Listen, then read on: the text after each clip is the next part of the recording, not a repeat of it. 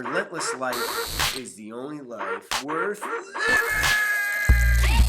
Hello everybody, welcome back to Relentless Life. I'm your host, Relentless Jake, and this is Relentless Life podcast number 7.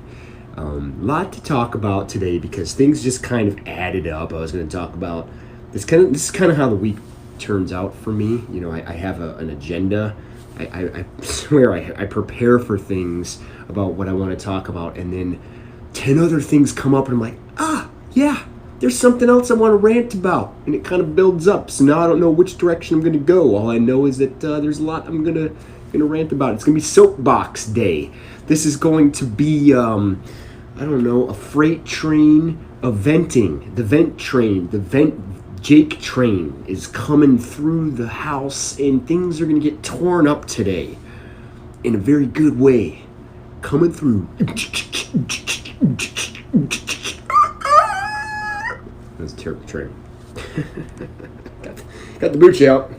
If you can't see it, you're not watching the YouTube channel, that's fine, but I got some new stuff here. Recommended by one of the doctors here in San Diego, the beautiful San Diego. And I actually, the poet talked about this. It's just healthy kombucha. This is ginger lemon. Let's try this bad boy. Broken up. All right. Yeah, it's good. It's lower sugar content too. That was part of the problem with the KeVita. The sugar was a little high, and I was like pinging all over the place. Pinging everywhere. Getting weird feedback in this mic today. Check. We on? Make all these tech problems, and then we're gonna get started here. All right. So what do I got? Look, I knew it. This is what threw me for a curveball. I knew that as a country here in the States, if you happen to watch American football, great stuff. Great Super Bowl. I enjoyed it. Obviously, the team I was pulling for won, whether you enjoyed it or not, whether your team won or not. Here nor there, Tom Brady wins another one, number 7. But I knew that you just couldn't get past this. No matter what happens in this country, there is always some low-life, mouth-breathing, bottom-feeding meatbag that feels as if they're significant enough and their emotions and feelings are significant enough that we're supposed to care, and they want to be offended. And sure enough, lo and behold, here she is, Karen, or Lorraine Groves. I think is that how you say it? I don't want to mess it up because I know how offended Karen Lorraine Groves can get, because she was offended by Tom Brady throwing the trophy to Gronk from boat to boat, which I found hilarious. Come on, grow up, lighten up, who cares? It's a trophy.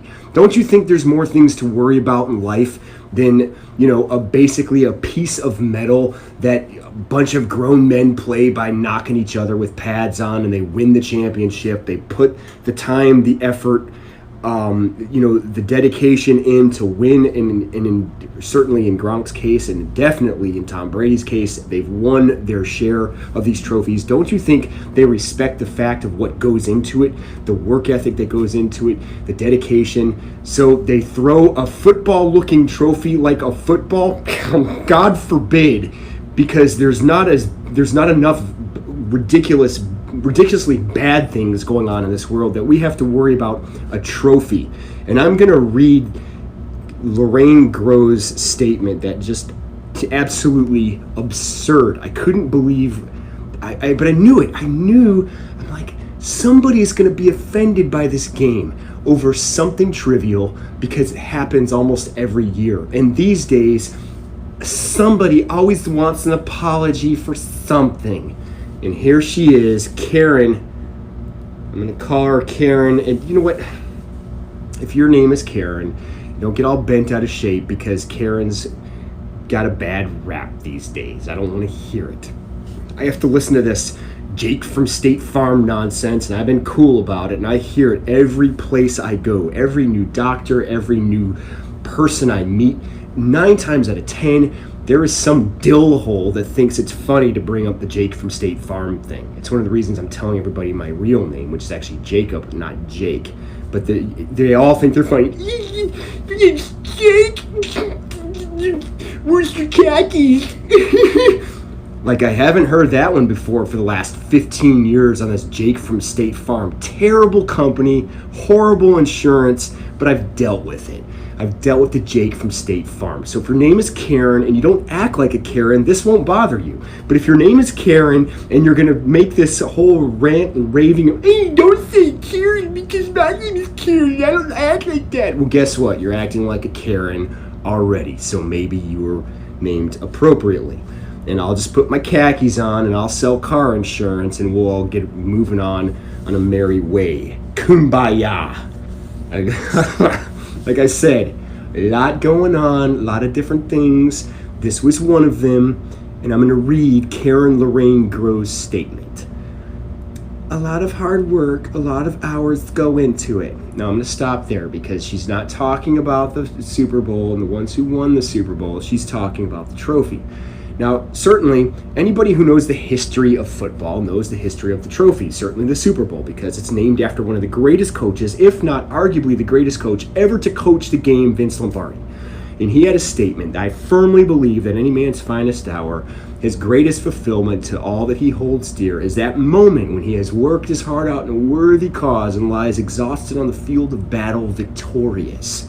Now, I kind of paraphrase it, but that's basically the gist of one of the things that he was known for, one of the statements that he made. Amazing coach.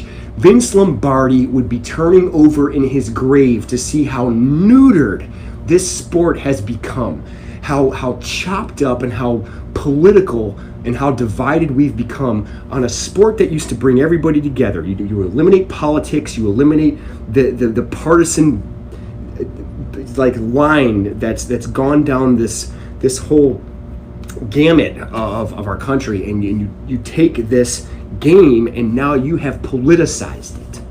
You have politicized it.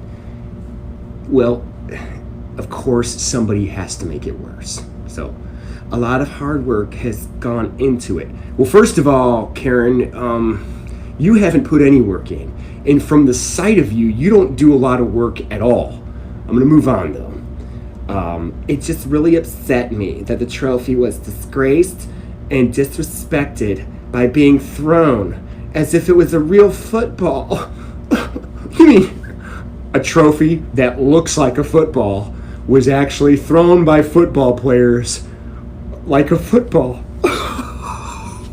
The shame, the sinfulness. Let's keep just tooting our moral horn on how amazing and righteous we are. Don't disrespect the trophy. I was that upset. Oh, I skipped some parts because I couldn't believe the ridiculousness of this. I didn't sleep for the past 2 nights because of this. I was that upset. Okay, all right, first of all, I'm going to stop there because if your life is that simplistic, that tiny, that low, that you lost 2 nights of sleep because 2 football players threw the trophy around that you had nothing to do with, daddy did everything, and you're just kind of reaping all the benefits, and now you have a platform to kick and scream and rant and rail that you have some sort of significance in life, and certainly the game, which you do not have any significance. Nobody cares about you until just now when you want to cry about it like a Karen, which is why I'm calling you Karen, and now you're losing sleep over it. There are way worse things going on in this country than your stupid, worthless trophy. And I'm not disrespecting the trophy. I'm not knocking the image of what the trophy is, but she's bringing this piece of metal as this whole, I don't know. I'm going to continue on. I couldn't believe it as she continues on. I was that upset because I know the passion that goes into the trophy, and how my dad and all the fellow silversmiths are so proud of my dad to make this.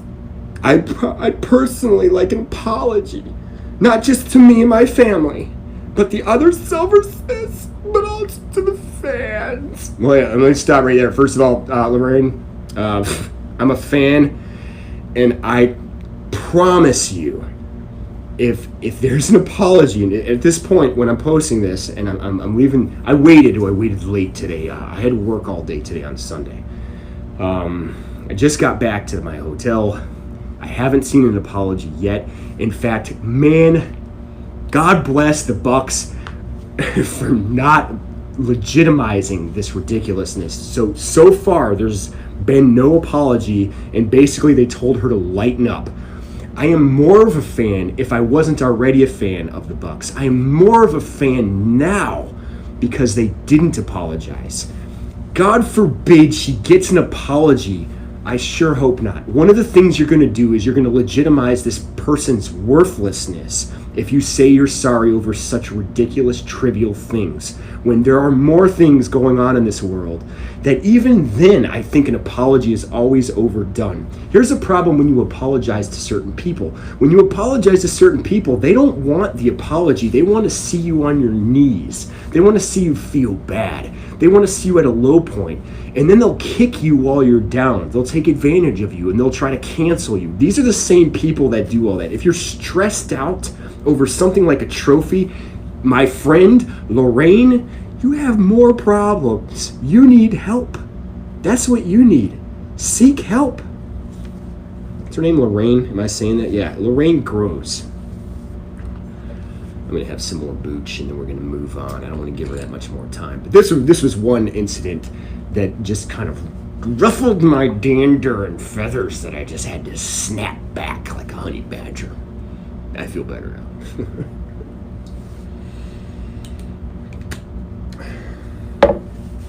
I almost walked away from the game.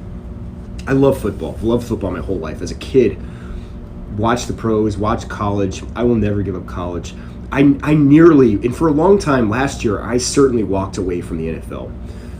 I couldn't tell you what the Super Bowl was like. I didn't really watch it. I take it back. I watched the Super Bowl halftime because I remember that it sucked. The commercials sucked last year. Everybody thought they were changing the world. I'm thinking you're spending millions of dollars on these commercials and you're all doing this emotional garbage. I've seen better things done on YouTube in 30 seconds than I've seen millions of dollars dumped into a 30-second commercial that was just absolute rubbish. One thing I'll say about this year is that the commercials were pretty funny. Stick to comedy.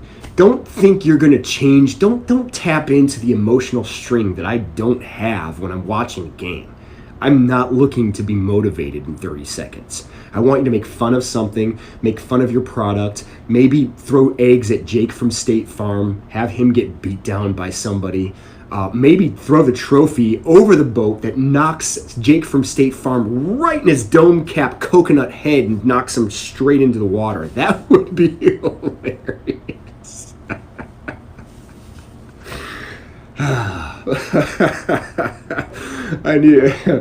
All right. I needed that laugh. But I almost walked away from the game. That was the point. I got so sick of them politicizing it. And you're dividing people not because of the colors of the team. You're dividing people because of colors of politics. And I am absolutely nauseous of politics. The last thing I wanted was somebody to bring a platform to a game that I loved and now politicize it. I don't care who you are or what you do. If you put a uniform on and you want to make it your platform to push your agenda, that's when I have a problem with you. I don't have a problem with somebody creating a platform on their own. If they want to do it on their own free time, they want to do it on their own Instagram, or they want to start a YouTube channel, that's fine. But when you bring it on the field and you take that same agenda and you do it in a business that is literally there to entertain, and let me pause there. That's all football players are. Now, I love the game. You're entertainers. You're entertainers. You play the ball, you catch a ball, you're running around with a pigskin. You're basically a grown man in pajama pants with pads on playing a kid's game, and you're getting paid for it. So stop acting like you're saving the world. And this was my problem last year. I promise, this rant is going somewhere, but this is why I almost walked away from the NFL. I'm talking about the Kaepernick thing. I'm talking about bringing political sides. And it didn't matter what side you were on this one. There were people mad on both sides. I was one of them, mad in the middle, because it's like, I can't get rid of you idiots in your politics. You want to go in politics, quit football, and go run for office. Otherwise, shut your mouth, pass the ball, catch the ball, and go to the sidelines. I don't want to hear it. It's just like Hollywood figures who think they're changing the world as well. No, you're a pretender. You pretend to be certain things. You're nothing. You are the guy or girl that pretends to be things. You know that kid who played house? That kid who played cops and robbers and cowboys and Indians? And I know that's not politically correct, but let's move on. I shouldn't even have to address that on my own podcast. Who cares? But that's the whole point. They pretended. We all pretended as kids. This is another kids game that adults have now taken it to the big screen, and they've made millions of dollars doing it. Okay, that's great. You're entertainers. You are basically none of these things you pretend to be. You're an actor. Act. Act. You're not saving my world. You're not thinking for me. You're certainly not smarter than me at some of my things that you pretend to be good at. You can deliver some lines. That's wonderful. You can entertain me. So you're the gesture of this country that gets paid a lot of money. Gesture away. But don't act like you're changing the world. And that was my problem, again, going back to the NFL, of bringing politics into something that shouldn't have been political. It is an entertainment. It was supposed to be the release of all this worthless nonsense that comes from these Karens named Lorraine Groves, who gets emotionally distraught over such garbage. Why? Because when she looks in her life, she's upset. She doesn't like the outcome of her life when she looks in the mirror. And I'm sorry, just because you sit in the corner snorting down ice cream and cheeseburger after cheeseburger from what it seems like, and you don't like the outcome of your life, don't make it an emotional problem for somebody who actually had a success. They had some fun. Now they're celebrating, and they threw a trophy. Give me a break. You ever hear of the Stanley Cup? Could you imagine? Think of this. The Stanley Cup is like 5 times the size of the Vince Lombardi trophy. And the stuff that goes on with the Stanley Cup, and it still survives. It's one cup. You know, they make a new trophy every year. The Stanley Cup has survived one crazy celebration after another. So let's not make issues of something that's not an issue.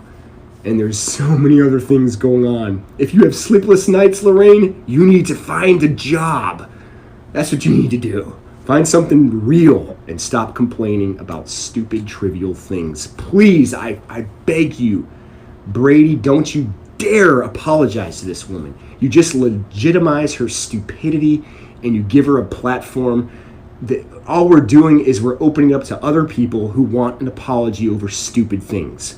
I myself, right now, sitting here, the things I just said, ranting away, I do apologize for absolutely nothing. I can care less what your feelings are. If you don't like it, turn the channel. If you don't want to hear what I say, oh, he brought up the Kaepernick thing. Go lose some sleep, move on. You're on the wrong channel because you're not going to want to hear the rest of this podcast. I can promise you that. I'm feeling better each time. Thanks, guys. All right. I promise I'm going to get into the actual subject, but this is part of it. This really is. This is involved in a lot of the things that have kind of molded this year, and certainly my outlook on certain things. That was one.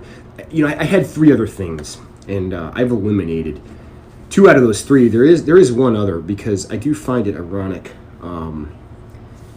I look at things, or I try, these days it's harder. I do try to look at things from a centrist type view. My centrist personality, my centrist views have started to lean away from things, not towards things. Because when I go towards things, then I start to legitimize things that I also don't agree with. But I start to get further and further away from agenda called the progressive left. As many enemies as I can make from the progressive left, the better. Because quite frankly, the progressive left doesn't scare me not one bit. You're the same people that wear the mask in the car by yourself.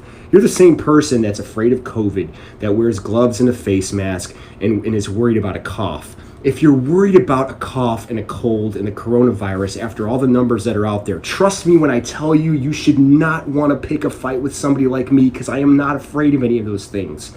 So don't come to somebody like me and play tough guy or tough girl because you are a coward. Now, I'm not saying that's everybody on one side, but there's a difference between, I think sometimes some of my liberal friends misconstrue the progressive left with their agenda. Big difference, because there's some things I'm on the left as well. There's things I'm on the right too. But I struggle with both because both have annoyed me, and they both sides want to make everything political. But one thing I will say is the further away or the more I can offend and the more I can stomp on the progressive left, the more I'm going to do it, because this next subject literally makes the hypocrisy of what I've seen. Now, I'm all about women's rights, and you know, we've come a long way in that as a country. And if you don't think, as a woman, if you don't think you have rights in this country, I urge you to go to Saudi Arabia. I encourage you to go anywhere in the Middle East. And this is not a dig to the cultures that I've studied and I've been to. This is just traditionally, this is their belief. This is a lot of times, you know, within their religion. And, you know, we've come a long way from other countries that don't treat their women as well. But what's interesting is it depends on where that woman stands.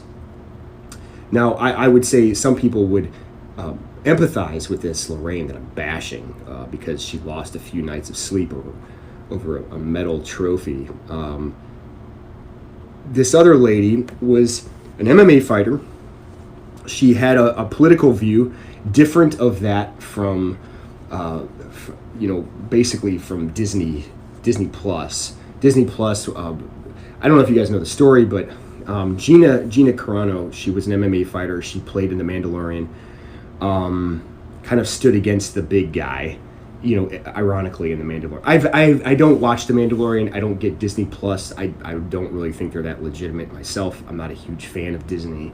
I feel like, I mean, people are going to crucify me for this, but I was literally peeved when Disney bought Star Wars, because I was worried they were going to neuter it, just like they do a lot of other things. And this is one of those prime cases where, and I'm told The Mandalorian is good, I'm sure it is, but this is the beginning of, I think, where somebody like Disney is going to take this and actually politicize another thing. They fired Gina Carano for some things she made, where they made it seem like it was like anti-Semitic, and it wasn't. If you looked at the post, she was basically, it was a comparison, and probably a bad comparison, but it wasn't.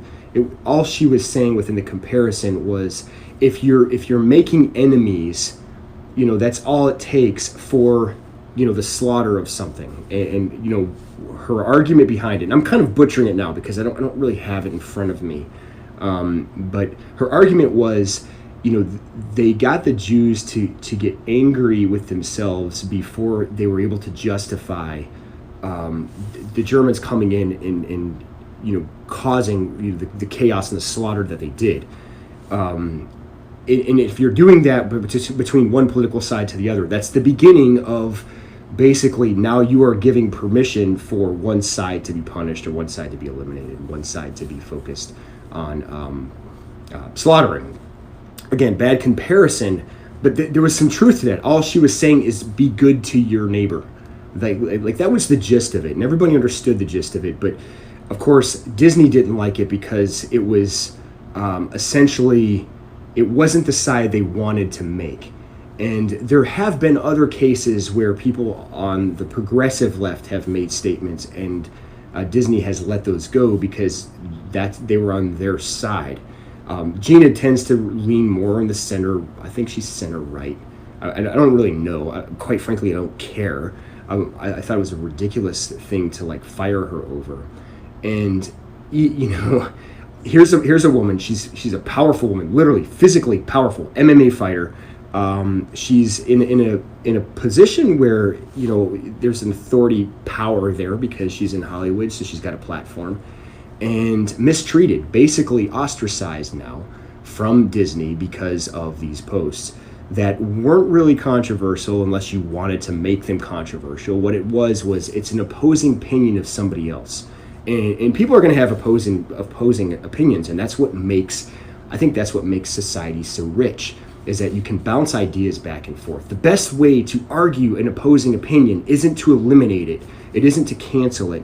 It's to debate it back and forth, to have a good conversation, and not a conversation where you just roll over one side and you just run your mouth. A conversation where it's a debate back and forth and healthy exchange of ideas. And if you can have that, it doesn't really matter who disagrees with you. You can literally have a good open discussion. There's a real culture these days that doesn't want that, and everybody that disagrees with their narrative is now canceled, and that's exactly what has happened in her case. They fired her over this, and I'm thinking, okay, so where would it be where I want to see a lot of the feminists that are basically like, you want the power with women, you want to see that, okay, you're in this workforce, now you're being mistreated. Here's a woman, she's strong, she's MMA, we want strong women, unless, of course, she doesn't speak the narrative that our side wants. That is hypocritical. And that's one of the reasons I'm a little more serious on this one, because that one is more of a problem than this Lorraine Karen Groves, who kicked and screamed he couldn't sleep for 2 days. I would argue she couldn't sleep because she was probably waking up and snacking every 2 hours.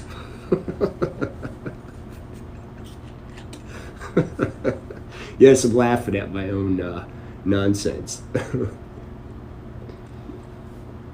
This kombucha's good. I gotta admit. This is this. I don't know if it's gonna be my new favorite. It's my go-to for a while. I was told I should switch brands occasionally. I'm doing that, and I think I've grown a taste for kombucha, even the stronger stuff, because I like the acidic carbonation, so to speak. More carbonation than not really acidic, but carbonation, and I like that because I don't get a lot of it. I drink water for the most part. I don't even drink a lot of coffee unless my mom makes it when I'm in Tampa, because she makes the best coffee in town. And I will literally wait to have a good cup of coffee now, because that's the only coffee I like these days. I've turned into a coffee snob, and I think I can because I just don't drink it in hotels anymore. Because, because of COVID, of course, you can't have coffee. I mean, it's been spreading all over the place. It's either that or they're just too cheap to buy the coffee, and that's the truth. So that's ridiculous. That made me mad. There was a couple other things, but yeah, the Gina Carano I thought was interesting. I did think that this is a point where I'd be on the feminist side. Like, what are you firing this woman for? Because she had she had a strong opinion that opposed your view. And that's what really bothered me. But I didn't see any, someone could correct me. I just didn't, I looked around, I didn't see anything where the feminists jumped in and said, this is bad. You can't set this precedent. And they should have stood up for her. Nobody did. She lost her job. I shouldn't say nobody. There is a podcaster who did stand up for her, and she's going to have her own, I think, movie deal as a result, and he's going to have it funded, where she's in charge of it. So good for them. I can't think of his name right now. Ironically, he's a Jewish guy, and was completely against the obviously the firing, and he didn't even agree with the post. I don't think. I watched some of the podcasts, and I mean, he's like, I don't agree with how she framed it, but her argument was actually just saying, hey, treat your neighbor with respect, and just because someone has an opposing view, it's not a reason to hate or want to kill your neighbor. And we're kind of getting into that. And something I want to caution the people who are on the progressive left that have made it this far in my podcast. Congratulations, you have more self-control than most people. Unless you already smashed the dislike button and you're ready to like rant and rave, or you're doing that now. But if you're still in this podcast listening and you're on the far progressive left, I want to make that clear, the progressive left. If you're listening to this, understand, right now you feel like you have the winning side. You feel like you have the cards are kind of falling on your side. But I will tell you, I don't feel like you're the majority. And cancel culture is dangerous when you legitimize it. Cancel culture is dangerous when you have now put it at the precedence of everything that happens in society. Like if somebody steps out of line, cancel culture is acceptable. Let me tell you something. The scary thing about that is that at some point, everybody who embraced this narrative and subscribed to the idea of cancel culture will eventually become victim to it. Did you understand what I just said? If you subscribe to cancel culture, at some point you will become canceled. It's just a matter of time. Not everything is going to be on your side. And the danger of cancel culture. Pause. It's kombucha time. It's late tonight. I worked later than I thought I was going to have to work, but it's fine. It was a great office, and we had fun. There was no Jake from State Farm comment, so I always like an office that doesn't bring that up. Not that I get that. It does make me mad sometimes, like, good grief, can you come up with something better? Like, I've never heard that before. But going back to the cancel culture thing, if you are subscribing to this, there is going to be a point where you will be affected by it and you will become victim to it. The best way to stand against this problem that's been going on in our society with canceling everything that we disagree with is to stand against it and say we don't legitimize it. We don't accept this. And anybody who you cancel, I'm going to go to their aid whether I agree with them or not. And that was kind of what this YouTuber slash podcaster did. He's like, I'm going to help fund her next movie and give her a new platform. And that's it. I mean, kudos to him for stepping it up. I think he's called The Livewire. Man, I should know better because he is a major podcaster, and right now the name slips me. It'll probably come to me and I'll bring it up because he's a big name, and it's just I don't listen to him all the time, but when the subject came up, he was the first one to kind of voice his opinion, and I liked his side on it. But he brought up the idea that you don't have to be canceled, whether you're standing in a conservative background or you're more of a liberal side, or you're center ground, like a lot of us are. You will be victim to this unless you stand against it, and people need to defend even the other side to say no, this isn't how you handle this, because at some point we will be canceled. You don't handle it this way. You handle it in such a way where you challenge debate and you give different thoughts, different perspectives, different ideas. It's okay, we can disagree with each other. We don't have to do it violently. We don't have to do it in anger. It's like, hey, here's my disagreement, here's your disagreement, and then let's find central ground where we can still laugh and get along and lighten it up. And I think that's the biggest thing, is that we don't know how to lighten things up anymore. Comedy sucks these days because comics are so afraid of cancel culture. They're so afraid of stepping on toes that they're worried about basically being ostracized from everybody because they're going to offend some dingbat who's offended by everything, and they're not going to have a career anymore. So comics don't take the risks they used to. They don't kind of teeter the lines, which made comedy so funny, because when you eliminate certain things, at some point it just becomes dry, it becomes dull, it becomes boring. When you take all the seasonings out of something that used to be good, you pull the seasonings out of a pizza. The sauce makes the pizza so good. But the reason why the sauce makes it so good is because the seasoning that goes in it, the time it takes to spend. Any good pizza place will spend more time on their sauce than almost anything else, because that is really where the flavors come from. You take out all the flavors, you just have a bland crust with some vegetables on it, and it's not the same thing anymore. That's what's taking place with comedy. They've pulled out all the seasons. They've pulled out all the goodies, the things that kind of ruffle feathers and ride the line, and it's that extreme truth that made it funny in the first place. Oh, he got me on that one. That's funny. When you ride the line, it becomes funny. And you can even laugh at yourself when it comes to that, because it's like, okay, that's extreme, that's comedy. But unfortunately, people don't go to Comedy Hour looking for comedy anymore. They go to comedy to basically find individuals that don't ride the line in the rules that they try to basically sustain for people, and say, you can only say this, you can only say that, you can only state this ground that we agree with, and the moment you step out of it, we're going to cancel you, we're going to tear you down, and you're no longer going to have a career. There's nothing funny about that. Suddenly a comic is just worried about their career. Ugh. That was a rant that I wasn't supposed to do. It's kind of, I used to love stand-up comedians, and they're all crap now because nobody wants to take a risk anymore.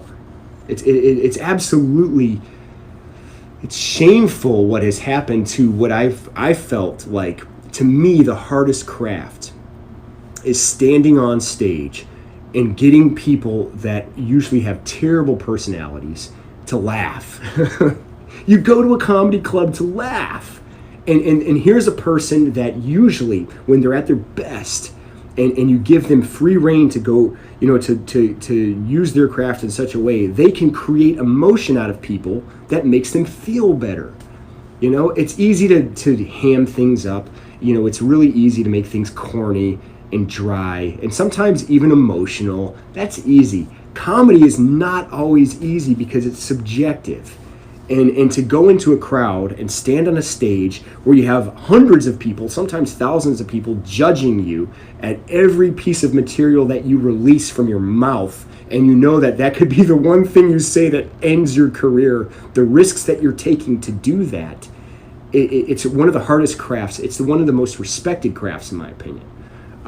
I think it should be one of the most respected crafts. I don't actually know if it is, but it should be.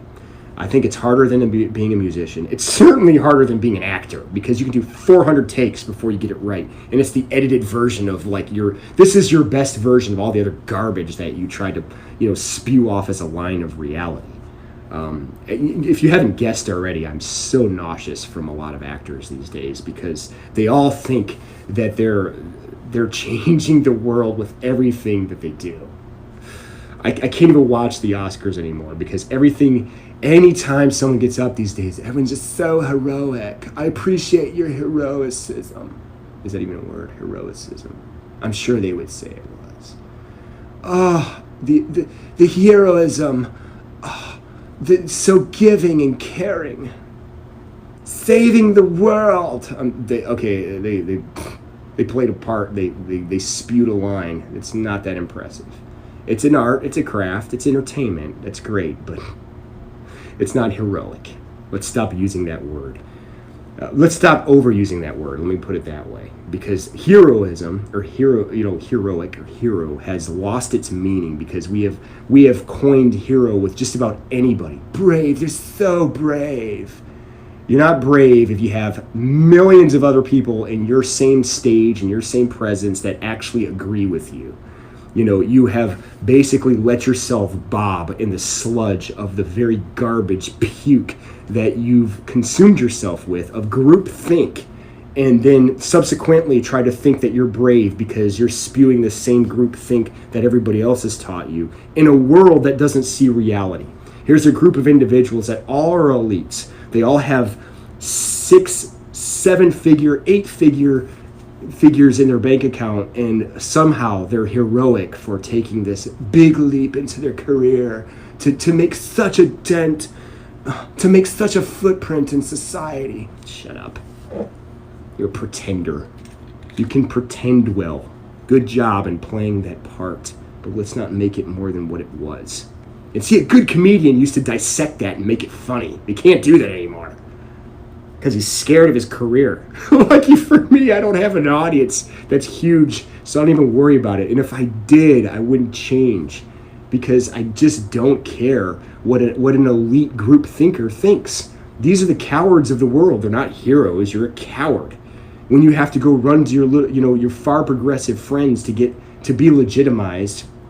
And when it's the same person who spews everything and yells on Twitter and yells on Instagram and yells on Facebook and comes on YouTube and yells at everybody on YouTube, and you're just waiting for all the likes and support. And if you're not getting that, you move on to a platform that gives it to you. You want that dopamine rush that you get from those little things. The moment you don't get it, and the moment we don't buy into it, you look in the mirror and you're like, oh, I couldn't sleep for 2 days. Oh, man. I apologize for all these rants. No, I don't. Oh, man, we love to apologize. Don't do it. I just don't think it's smart these days. The apologies, first of all, if you said it, you probably meant it, and it's kind of that thing where it's like, well, it's done with, we can move on. If it's something you truly feel bad about, maybe You should just change. Don't apologize though. You know, are you sorry you got caught, or are you sorry that someone called you out on it? I don't know. I just think apologies are cheap these days because people just want to use it so they can tear you up even more. You know, I don't agree with it. That being said, that's kind of the segue to so many other things. But there, we're treated like children these days. And so when you're in a point where you end up doing something, there's probably a good reason. It's sort of like it's an accepted adult temper tantrum that I think sometimes is necessary. And you know what? I can pull from it. I can actually pull from an experience that I had. And this was when, I started traveling again during COVID, and I started seeing all the rules, and, I started seeing the shaming of people who didn't wear the masks properly, and the mask police came out to correct everybody, and they've empowered themselves to be the heroes of the mask. And so I saw that, and, so it's funny, I came back to Chicago, and I was in Chicago. I was in a Walgreens, and I needed a battery. And my point before I kind of get into this story, because I don't know how long it's going to take. My point of this is I ended up kind of throwing an adult temper tantrum in the middle of Walgreens without basically making it irate. It was a subtle thing that I did that a worker kind of caught me doing it. And now we're going to get into that story. So I needed a battery for my key. The keys to my car are on a sensor, so there's not an actual key. It's just a fob. And when the battery goes low, it's hard to open the door, and then it starts to warn you, like, hey, you got to replace the battery. Well, it's not your traditional AA or AAA, obviously. It's one of those, like, flat batteries. I don't know what you call them. It's a specialty battery, though. It looks like a quarter. Maybe more like a nickel. Whatever. It's a moot point. But so I was going into Walgreens to buy this, and I'm in the battery section, and there's it seemed like the entire aisle was batteries. And AAA, AA, C batteries, and I finally got to these specialty batteries, the nickel-looking things.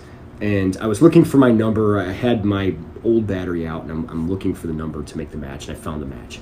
All the other batteries you could pull right off the shelf, no problem. For whatever reason, this $8 battery of 2, and there was other batteries at $13, $20, $50 or whatever. I mean, pricier. But for some reason, my battery had a lock on it. And it wasn't behind glass. It just had the metal thing that the cardboard box was hanging on, and then there was this plastic lock that said, go find a worker for assistance so that they can let you have the battery and you can go pay for it. And I just lost it. I'm like, you got to be kidding me. I'm not going to go find a worker to get a key to allow me to get the battery. And I know there's some nitwit out there that's like, well, there's so many people steal things, so you can just blame society. I get it, but I'm not one of those people, and I didn't want to be treated like a child at that time. So what do? I grab the battery and I start ripping away at the cardboard it was hanging on, because I'm just going to rip the thing off and I'm going to go pay for it. And I'm thinking to myself, all right, it has me kind of doing a store Walgreens criminal act, and I'm putting air quotes up there because I didn't believe I was doing anything wrong. I wasn't stealing the stupid thing. I was going to go in the line and pay for it. But I wasn't going to go get a worker to get assistance. And so I'm ripping away at this cardboard, and it wasn't going off easily. So to make it easier, I pulled out my pocket and I flipped it open. I cut the top and I pulled the battery out, and I was starting to walk away. And lo and behold, I looked to my left, and there's this lady, big black lady who happened to work at Walgreens. She watched the whole thing, and I was like, "Look, I'm gonna pay for it, but I'm tired of all these rules, and I don't need someone to hold my hand to get a battery that I'm gonna go pay for anyway." And I'm looking at her trying to plead my case. I'm thinking, crap, she's going to give me like the third degree, and she's going to rail into me. I just felt it. And after my long, 2 or 3 sentence rant, and it felt longer than that, she just kind of looked at me. There was a little pause, and she's like, "I hear you, baby. You do you." And she walks away. My point to that story was, first of all, that lady was awesome. And to this day, I love her as a manager. And every time I'm in Chicago, I go back and we talk, because she's just an awesome personality, hilarious. And she doesn't want to deal with the shenanigans anymore. We always joke about the battery. Oh, man, there goes that shoplifter again. I hear you, baby. You do you. Sometimes we just have to put a subtle adult temper tantrum, kind of an adult, not temper tantrum, but an adult rebellion. And that was my minor rebellion to say, look, you don't have to treat me like a child. I'm going to pay for this. I'm not going to go find a worker half my age. So he or she can hold my hand, unlock the battery, and hand me an $8 battery. I'm going to slap myself. I hear you, baby. You do you. That was one of the best statements I heard of 2020. Yep. Okay. So the other thing, the big thing really is, after all that being said, the major subject matter, and this isn't going to take much longer, but it's the idea of, you kind of go back to this whole point where you have friends and then you have people that kind of hang on to you and latch on as friends. And, originally this entire podcast was going to be about taking out the trash. And it doesn't mean these people are trash, but it means that probably emotions, probably certain disagreements, or probably people who brought bad energy, maybe even just downright bad ethics, bad morality, and they brought it into your life, and then it infiltrated within your soul, your being, your bloodstream. That's the trash I'm talking about. These people can all be better people. We can all be better people and humans in society. Nobody necessarily has to be trash. It's just, what are we giving out in society and what are we taking in society? Sometimes people who used to be our friends, if we look back on it, they may have been feeding us trash. And in our brains, that went into our bloodstream, that came out our pores, and that is the aura that we basically gave off to the rest of society. And I know I can vouch for that when I've had people in my life that when they left my life for me became a little bit better, even when it might have hurt initially. It's kind of like that stray dog that you want to keep, but your parents aren't going to let you keep them. And so you throw rocks at it like, those old movies, old Yeller things, throwing rocks and get out of here, go away. You're trying to scare it off. You're being mean to it on purpose because you know that its presence isn't good for you. That's kind of one of those cases where sometimes you have to push away because it's in your best interest, even maybe perhaps their best interest, that you're not connected anymore.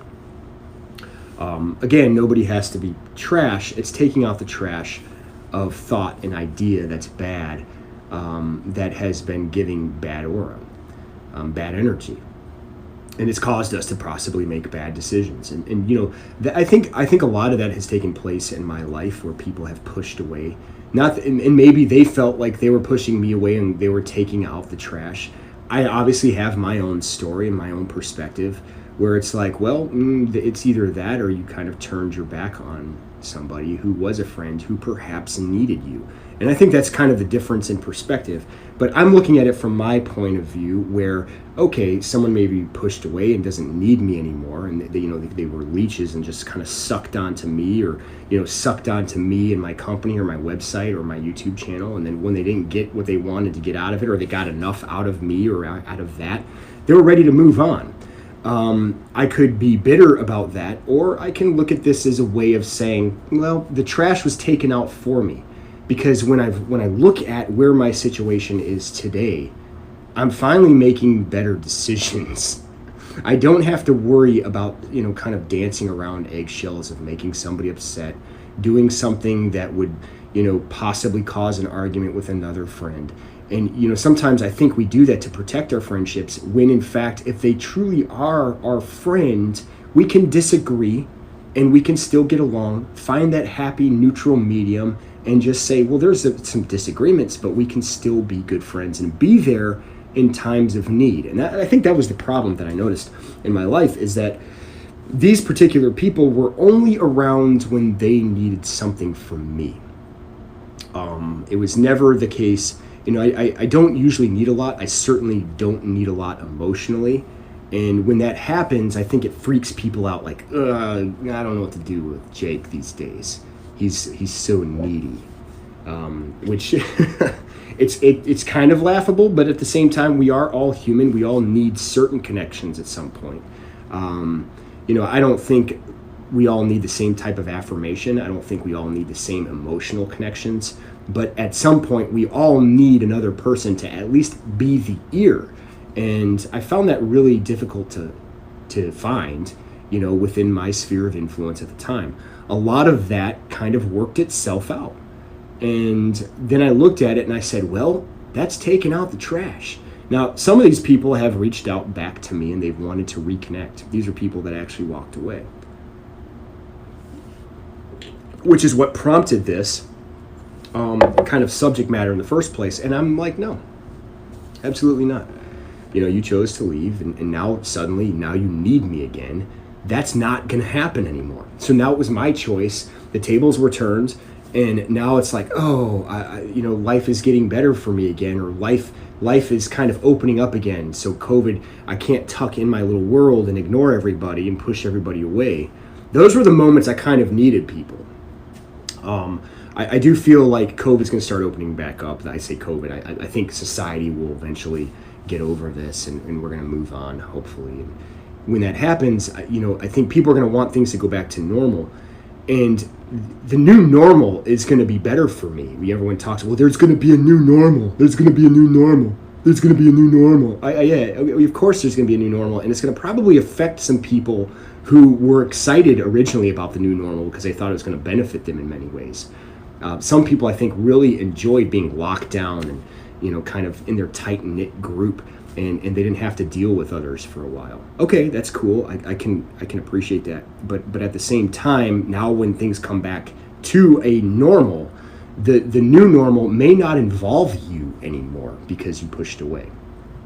And that's kind of where I'm at in some cases where there have just been differences, whether it be emotional, whether it be you start to realize who are true friends and who are just there to latch on. And I want to pause that idea and I want to do sort of like a right turn for a while, and then we'll bring it back, and then then I'll let you guys go for being so patient. I'm not really sure how this one's going to turn out, because I know I was so fired up about the trophy thing with Tom Brady. I just knew that somebody was going to make it an issue, and I had to put it in there.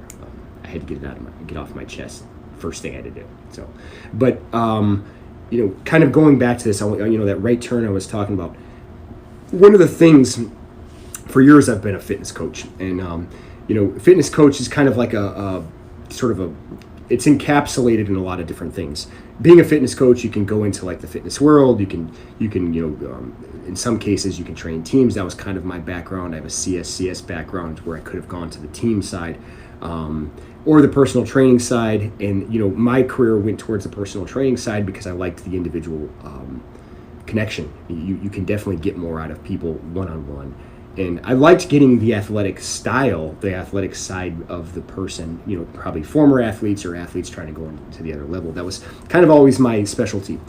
That being said, I had a rule for a long time, doing that profession, and I stand behind it. And I'm going to caution people who are looking to get into a profession like this.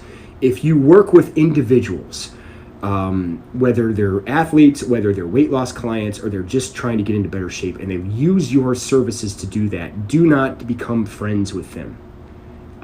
Take it from me, do not become friends with your clients. You can be friendly with your clients.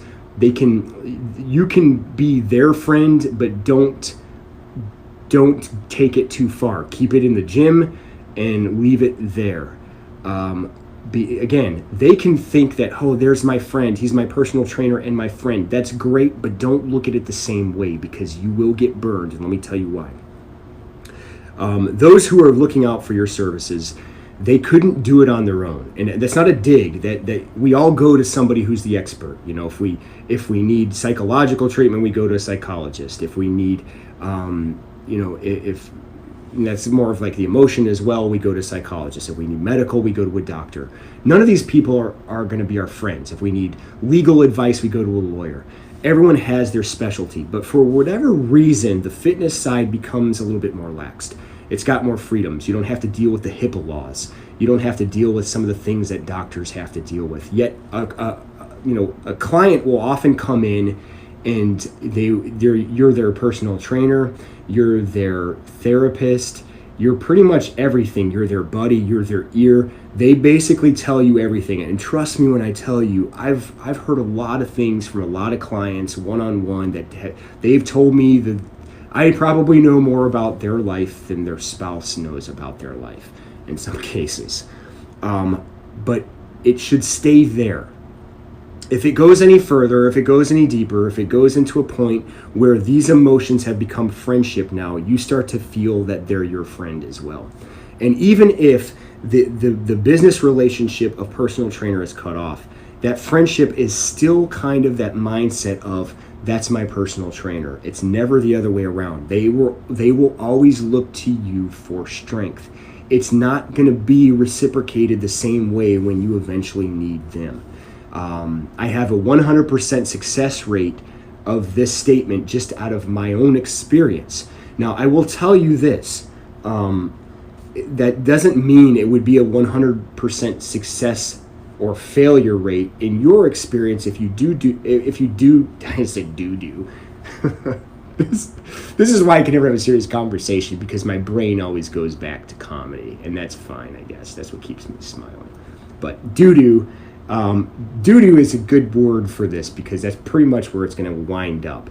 And that's kind of a long roundabout right turn way of saying, don't make your relationships with your clients too close, because at some point when you rely on them, they're not going to know how to be there for you, because they look to you for that strength, and they originally looked to you for that business side of it, that fitness advice, that fitness motivation, and that push. And the moment you turn it and try to bring it back to them, they're often not going to know how to react to you. Like suddenly you need help. Here's the problem also with personal training. It can be a very lonely profession. It's one of the reasons I felt like I was so good at it, because I didn't struggle with that for a long time. So it was good for me because they can clean on to me. They can take emotion from me and feel better. But I was okay. You put your head down. I'm used to just grinding it out, and it was never really a deal. But it can be lonely because you spend more time with these clients than you will with your real friends. And we're talking hours. I would start sometimes, when I was in big box gyms, I would go as early as 5 a.m. and sometimes I was there till 8 p.m., 9 p.m. I remember working a 5 a.m. shift all the way till 10 p.m. That's how many clients I had in big box gyms. It's one of the reasons I got burned out with the big box gyms, because it was easy to get all these clients, but you couldn't really spend the amount of time that you really wanted to. And before you knew it, you were just overworked. But I spent all my time with clients. So whatever relationship they built with me, I wasn't building that same relationship with them emotionally. So you had to make that division of like, this is not friend, this is just friendly with a business relationship of getting this person in better shape. When you start to do that and people start to change their life, they look at you differently. Like this person, they'll even look at you. Some people looked at me saying, this person saved my life. I had a client once that called me at it was earlier than that, we were there at the gym, called me at 1:30 a.m. and she had a binge. And she struggled with her weight most of her life. And she called me and just in tears. And, I said, all right, let's get to the gym. And she's like, now? I was like, I'm already getting my shoes on. I'm grabbing my mitts. And I was grabbing my mitts because the idea was, we're going to go there and you're just going to punch it out. You're going to put the gloves on and I'm going to catch your punches and we're going to box. And that's what we did. She got there around 3:30 a.m. and we wailed away. There were tears. She was, sweating, but she got it out of her system. And it was that thing. Like to this day, I still occasionally keep in touch with her. She later on got married and had kids, but she remembers that moment, and it was like a life-saving moment because she was at her lowest. At the time, she didn't have a boyfriend. At the time, she thought it was all over, and she couldn't, control her eating. And it was that different. And this isn't a way to pat myself on the back. A lot of personal trainers can probably share stories like that. That's one that stuck out in my brain because I know how much it affected her. So you get those emotions thrown on you, but you don't get that in return. And I said all that to say this is that if you expect to develop a true friendship, it cannot be in the working environment like that. So if you are looking to be a personal trainer, or you are a personal trainer, maybe some of you have friendships that you've developed from that, I'm just going to say, I'm cautioning you that the friendship is probably going to be more one-sided. So long as they can keep relying on you and your strength, I think the friendship will go well. But don't expect them necessarily to be there for you when you need them. These are the people that kind of canceled me when I felt like I needed them during this COVID thing. And I'm okay with it at this point. I have kind of eliminated that in my brain. I've accepted it, and I think once you do that, you start to move forward again, and the strength came back immediately. It really did. My mental focus came back immediately, and I had to look in the mirror and I'm like, good grief. This is a guy I've done races where you had to mentally be strong. I've done races that had 90% dropout rate. I've done races in 40 below temperatures, or not 40 below, 20 below temperatures with 40 mile an hour winds with snow going down, and somehow I was able to finish those races. It takes mental strength. I had to remind myself I was still tough. My point is everybody's going to hit a low point, but if you can go back to your own roots of what got you there, it's better off to remain solid in your own strength and not rely on other people. Not everyone's going to agree with that. It is always good to lean on others, but it's better to know that you can lean on your own strength developed by a good foundation of something, whatever you turn to.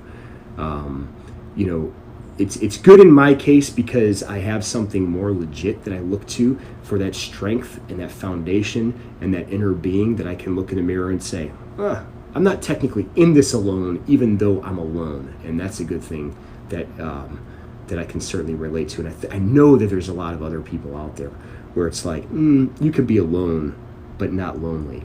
You can be by yourself, but surrounded by a lot of people. And that's kind of my case as well. And of course, other people have dealt with that. I know I'm not the only one during COVID that has, and I know that because people have reached out to me, during COVID, that has had to do it alone, and they see some of these commercials where it's like, we're in this together, and let's be with our families, and it's not really like that in a lot of cases. There's a lot of Americans out there that haven't, not just Americans. There's a lot of people in the world that have been shut down, all over the world that have been in quarantine, all over the world that have dealt with the same nonsense. And possibly have lost relationships as a result, because these relationships will cling on to what's important to them now, and it's like, well, you were important to me then, but this is important to me now. And if someone's truly your friend, they'll be important to you regardless. One more thought, and then I'm going to move on, because one of the key points that's always been a trigger to me, there's two key points. The first one is, if you have a friendship that always talks about your friendship as an investment, get rid of that friend. That friend is eventually going to get rid of you. They basically legitimize your friendship as what they're getting out of it, because that's what an investment is. And when it's an investment, when they can't squeeze out more from you, they're going to say, okay, it's no longer worth my investment, and then they're going to spit you out. You're done. When someone says that to you, you get rid of them first. That's my recommendation, because I've heard that in numerous cases. And then, of course, that investment, I guess, dried out. The benefits weren't there as much. And the moment that they were needed, they didn't want to make the same sacrifices, so they left. Another one is when someone uses this line. I basically put unfair expectations on you as a friend. They will say that. I put unfair expectations on you as a friend. To me, that's a canned way of saying, you were my investment, you didn't pay off. And, now I realize you're not as good in my life as I once thought you were. And I'm okay with that. Oh, you didn't want just the value of our friendship? Because to me, a friend is like, well, I'm not looking at you and putting you on this pedestal that you have to live up to. I'm just saying I like your presence. I like conversation with you. I like you to be there as much as hopefully I can be there for you. And you give, you take, but you don't really keep score. And that, to me, that's a way of like them keeping score. Like, I feel like I can't get much more out of you, that I'm going to move on. So be careful of those two things, and then I think you'll be fine. I think the biggest thing is being able to look in the mirror and to be true to yourself and say, look, I've handled the past. I'm still here. I'm still breathing, and I can still be a fighter. And I'm not trying to end this in a lame way, because that's me reaching out to this Lorraine Karen Groves and saying, take a sleeping pill, get over yourself, and maybe find a real job other than kicking and screaming and ranting on a platform you don't deserve, that you got because daddy got you there. And try to get your own pathway rather than clinging on to the success of daddy.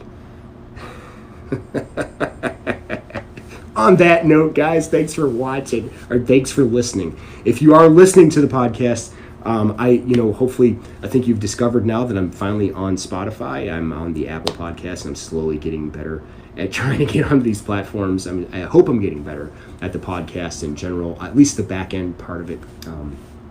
And thank you for listening. Thank you for liking. Thank you for sharing. If you are watching this on YouTube, don't forget to like and subscribe. Please share regardless if you're on the podcast and you download it. Thanks again for that, because that helps out the podcast. And if you spread the news and spread the word, then we can spread and get to other people and develop a community that, leave a comment and we can bounce ideas off of one another. I promise you I will have some more guests on. We're working that out. It's just not been as easy just because of my travels. So they have been very open to doing things. I personally like the face-to-face, and so I have backed off on the Zoom podcast. I know Scott and I did that, but we want to do things face-to-face in the future. So I'm going to try my best to do that. If we do have to go back to the Zoom podcast, I still will. But I do think it's a funner podcast to do it face-to-face. So that's what we're trying to work out. But in the meantime, always remember, eat healthy, train hard, most especially have fun. I'm Relentless Jake. And in the meantime, enjoy the rest of your week. And have a good time. I'll see you guys next week on podcast number 8.